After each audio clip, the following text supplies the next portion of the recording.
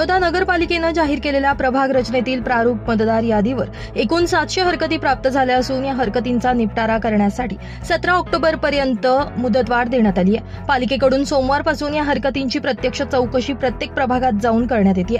यासाठी पालिकेनं विशेष टीम नेमली आहे। तळोदा पालिकेच्या सर्व प्रभागातील नवीन प्रमुख मतदार यादी जाहीर झाल्या होत्या।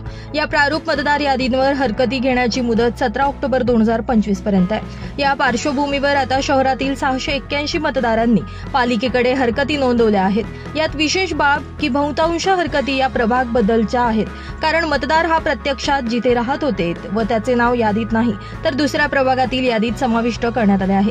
यामुळे मूळ प्रभागात नाव नोंदणीची मागणी करण्यात आली आहे। यात काही इच्छुक उमेदवारांनी आपल्या सोयीनुसार मतदारांना विश्वासात न घेता परस्पर आपल्या हक्काचा मतदार आपल्या प्रभागात पाहिजे म्हणून त्यांचे अर्ज भरून पालिकेत जमा केलेत। असे जवळपास सर्व प्रभागात कमी अधिक प्रमाणात इच्छुक उमेदवारांनी केलं आहे। याबाबत काल पालिका कर्मचारी व पक्षाच्या प्रमुख नेता यांच्यात शाब्दिक चकमक देखील झाली। दरम्यान यामुळे आता मतदारांबद्दल मुख्याधिकारी काय निर्णय घेणार याकडे सर्वांचं लक्ष लागलं आहे। ब्युरो रिपोर्ट, आपला खबऱ्या न्यूज, तळोदा।